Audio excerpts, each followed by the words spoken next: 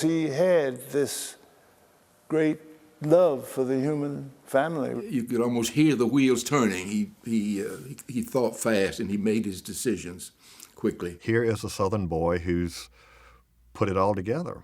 His ambition was never a state or a Carolinas vision. It was always a big national vision.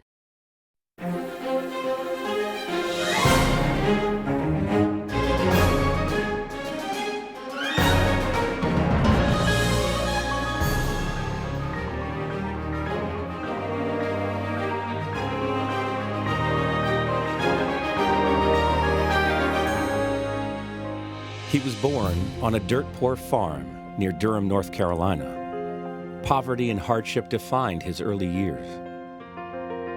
From those humble roots, James Buchanan Duke rose to extraordinary heights, becoming one of the wealthiest industrialists of the 20th century.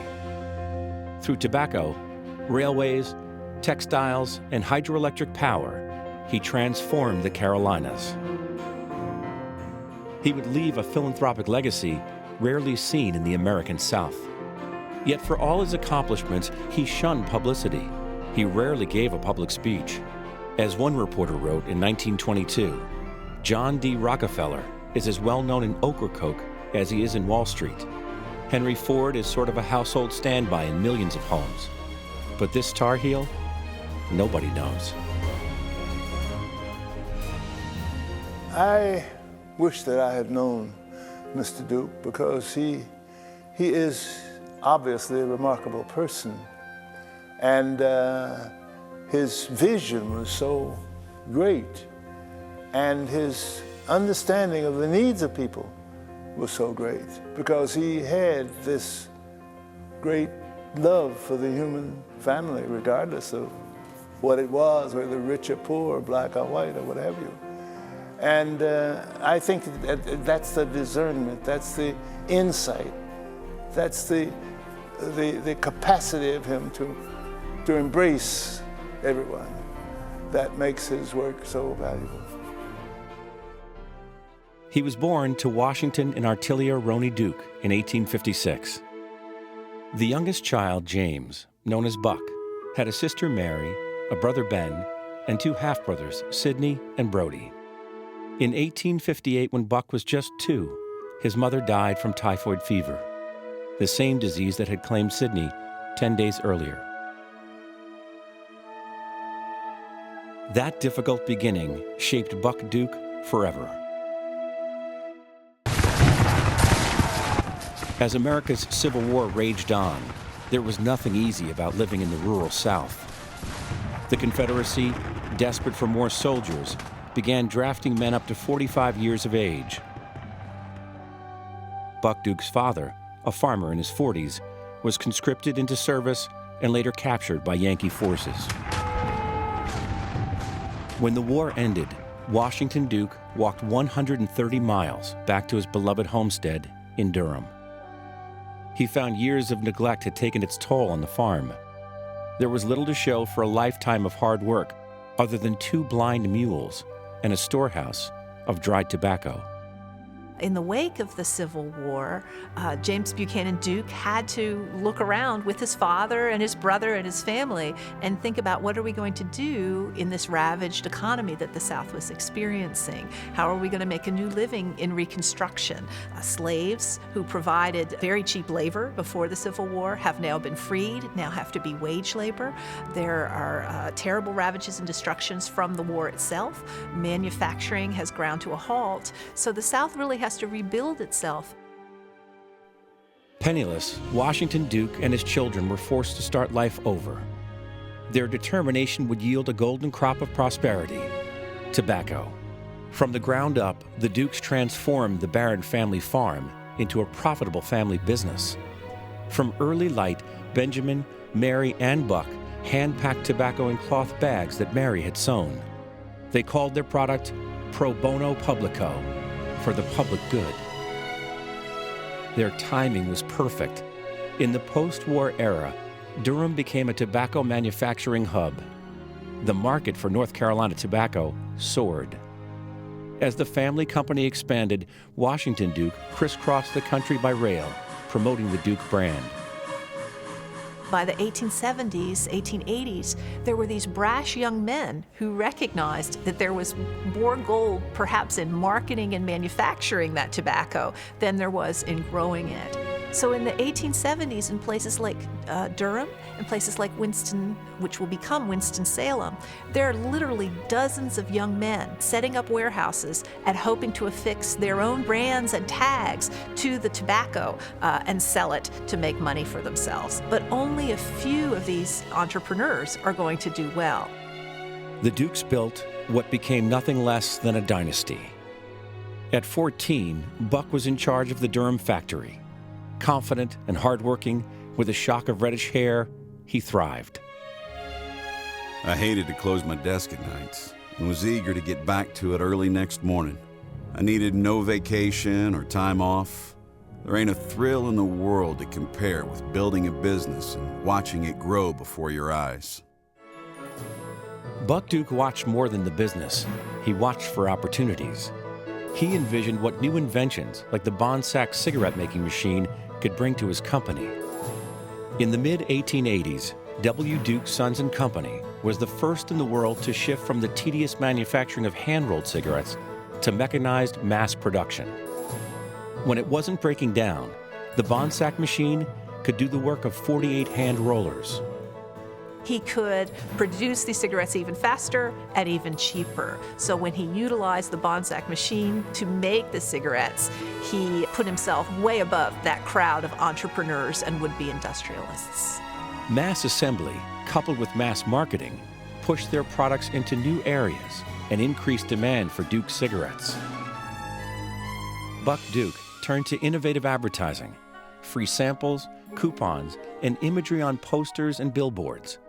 His aggressive marketing and suggestive cigarette pictures did not please his Methodist father. The conservative Washington Duke found the gimmicky promotion offensive. "There are three things I never could understand," the elder Duke once said: electricity, the Holy Ghost, and my son Buck.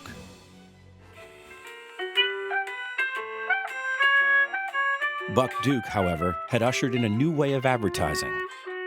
The brand grew, the business grew, and customers began to seek out their products.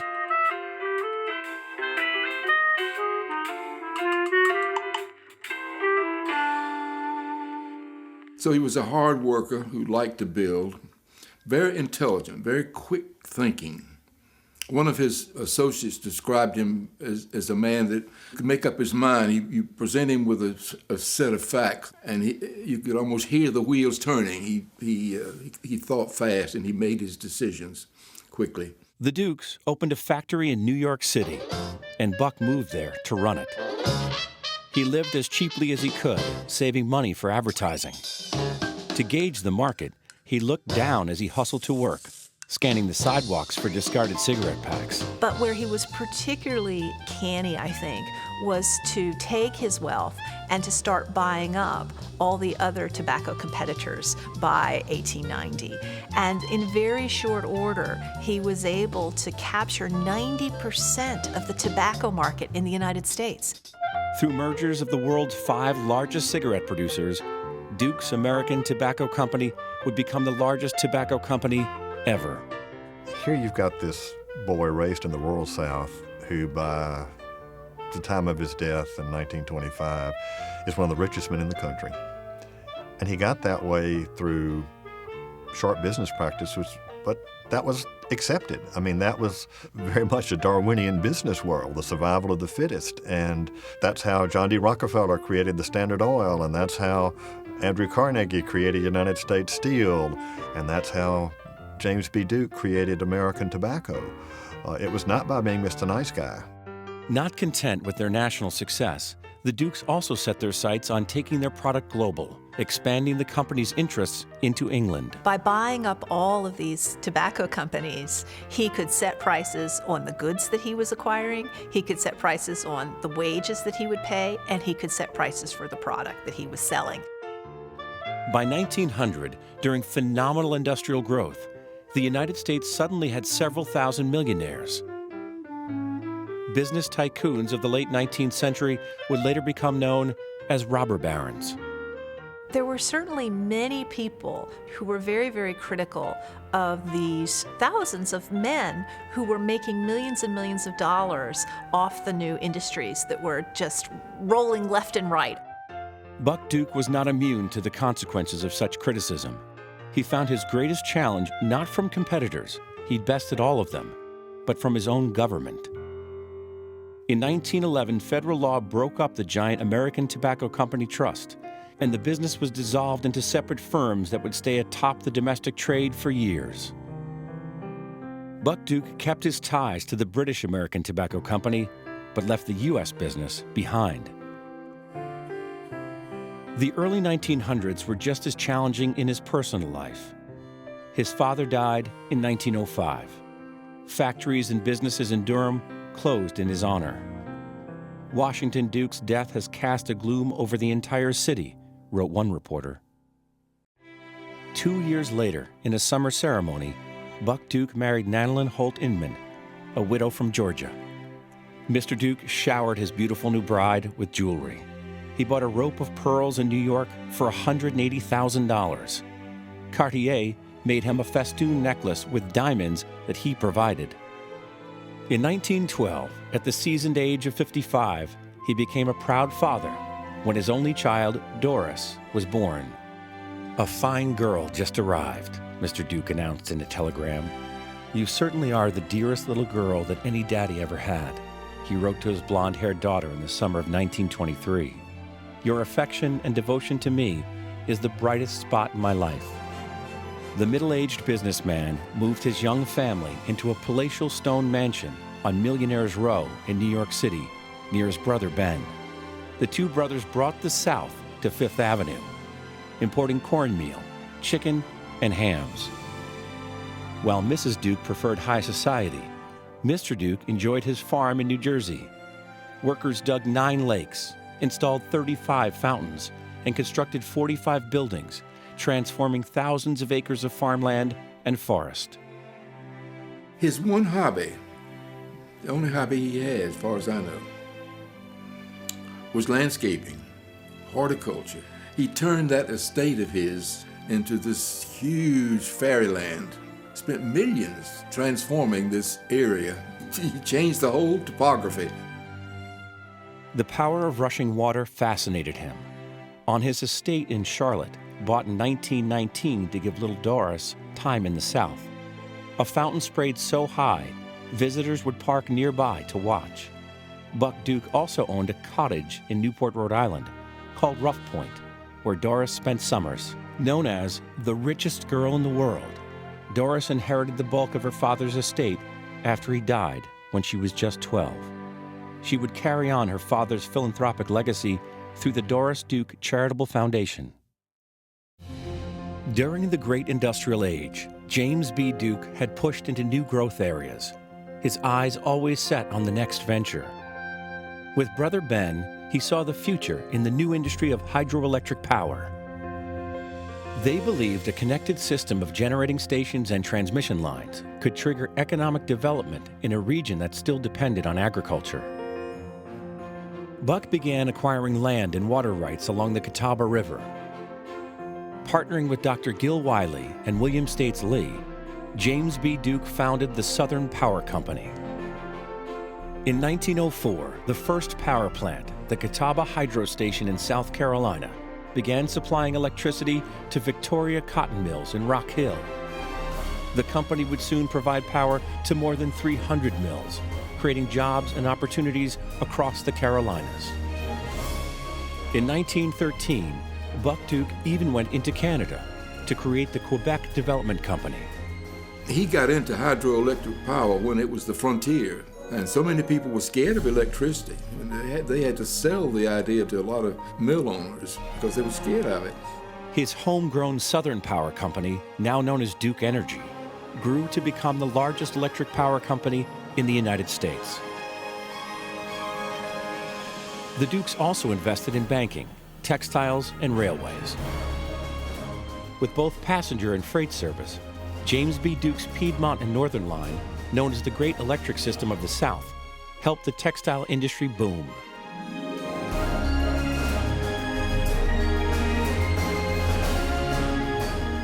The Piedmont and Northern was linking up the towns in the two Carolinas that were becoming the most heavily industrialized. Both Carolinas, but especially South Carolina, was still a very rural state. There was no state highway system, so the impact of railroads was incredible.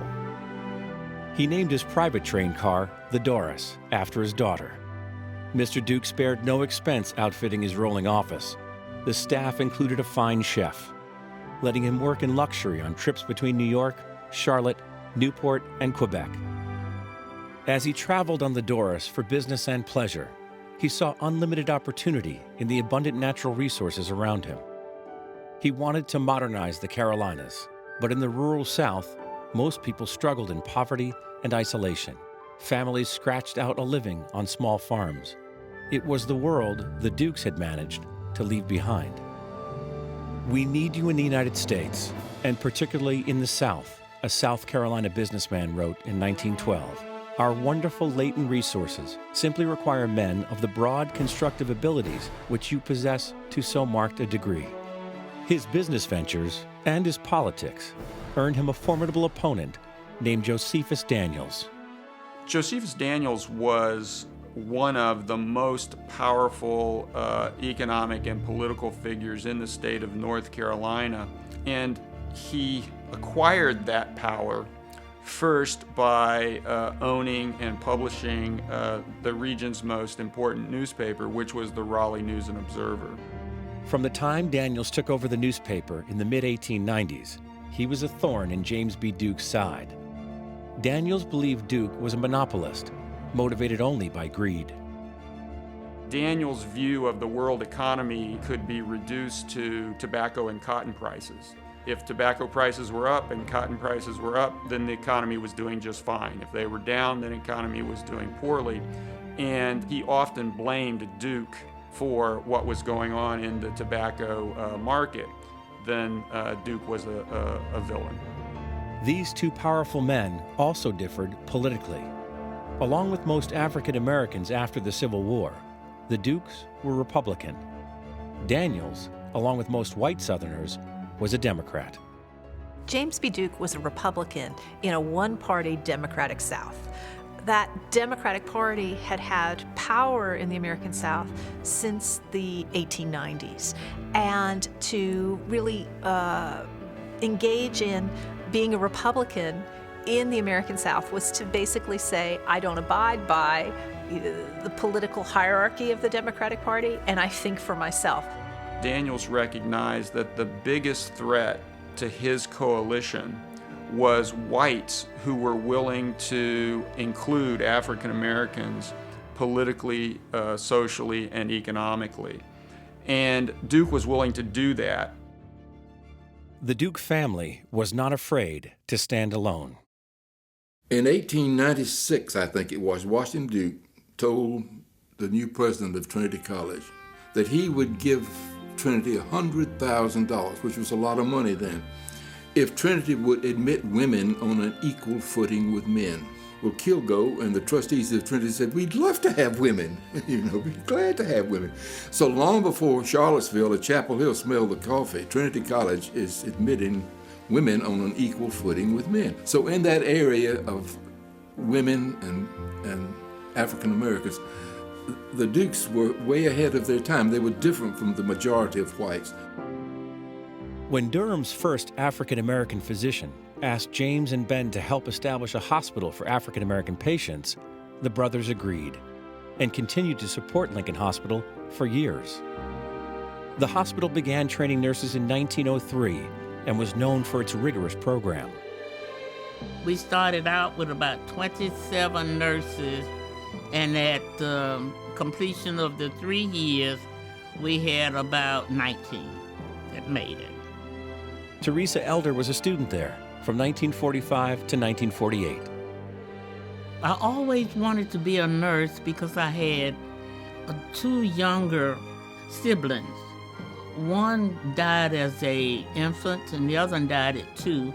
They were very close to me. And I thought if a nurse had been there, that they would not have died.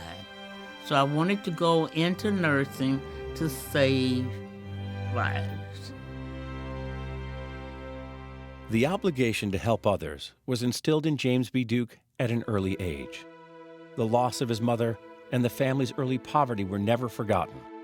Humility was never lost. His father, who claimed not to understand the Holy Spirit, nevertheless followed where he believed it led him.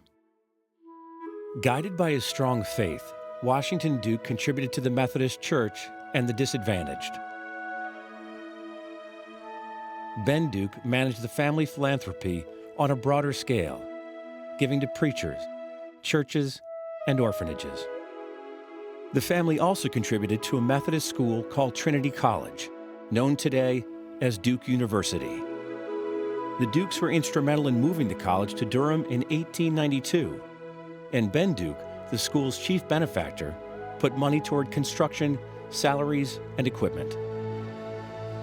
But while his family believed in being charitable, Buck Duke was the one who dreamed of doing big things for God and humanity. His confidant and attorney, William R. Perkins, helped him move his dream closer to reality. In early December 1924, James B. Duke gathered together his wife, his daughter, and several trusted advisors at his home in Charlotte to finish work on an indenture of trust. The group met for 4 days, discussing the document and all of its 7,200 words. James B. Duke's signature ratified his bold idea. On December 8th, newspaper reporters met at the mansion to hear the announcement. Wrote one reporter, when William R. Perkins read the document setting forth the outline of Mr. Duke's magnificent proposition, a hushed silence fell upon those present as the magnitude of the gifts began to dawn upon them. His legacy of hope would begin. I think we have to remember that there really hadn't been that many foundations created nationally, let alone in the American South. The Duke Endowment, established with an initial gift of $40 million, captured Mr. Duke's grand vision for philanthropy, channeling his fortune into services for people in the Carolinas. Though he had little formal schooling himself, Mr. Duke recognized the transforming power of education. A percentage of the endowment's annual income would go to Duke University, to Johnson C. Smith, a historically black university in Charlotte, and Davidson College in North Carolina, along with Furman University in South Carolina. James B. Duke knew the plight of the sick, so his indenture of trust set aside resources to promote health and wellness by improving access to care. As a child without a mother, he wanted to ensure that those who are most unable to help themselves were cared for, so he provided for organizations that help vulnerable children. He grew up witnessing the importance of a spiritual life, so his trust supports rural United Methodist churches and their leaders. My old daddy always said that if he amounted to anything in life, it was due to the Methodist circuit riders who frequently visited his home and whose preaching and counsel brought out the best that was in him. If I amounted to anything in this world, I owe it to my daddy and the Methodist Church. In a time when Jim Crow laws enforced racial segregation in the South, James B. Duke wanted the endowment to serve all people. He would have known firsthand the poverty that sort of engulfed everybody in the South, whether they were white or black. And so all of a sudden, by the turn of the 20th century, he has become incredibly wealthy. What an anomaly that was. Here is a Southern boy who's put it all together. It's all tied in that indenture. And when you see that he's looking to help children, to help the infirm, people who are seeking an education, and people who wanted some solace in their religious life, that's it. He comprehended the needs of the human being, and he met those needs as best he could. Since 1925, the Duke Endowment has given more than $3 billion in grants to organizations in the Carolinas. Were Uncle Buck to come back today and talk to us, I know he would exclaim in wonderment and joy and deep gratitude of what the endowment would be, how it's been handled, and how it's grown. I know he wanted it to grow like this. That was his aim, his goal, mission. But I wonder if he ever dreamed it would be this successful. 10 months after signing the indenture, James B. Duke died from a blood illness that ironically would have been easily cured today at the medical school that bears his name. Upon his death, he left an additional $67 million to the endowment. Every man owes something to the state he was born in, and this is what I want to leave. His funeral in Durham on October 13, 1925, was immense.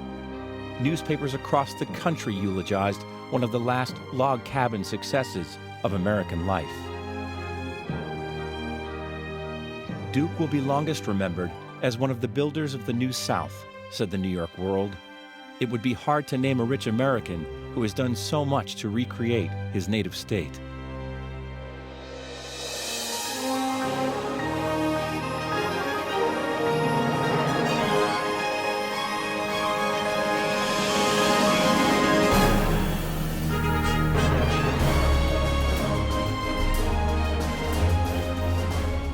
James Buchanan Duke, businessman, philanthropist, visionary. For all his successes, for all his wealth, he never lost his love for the Carolinas, his ties to the land that gave him his humble start. Nearly a century after his death, his legacy continues to help others to be empowered, minds to be educated, and dreams, like his own dream, to become real.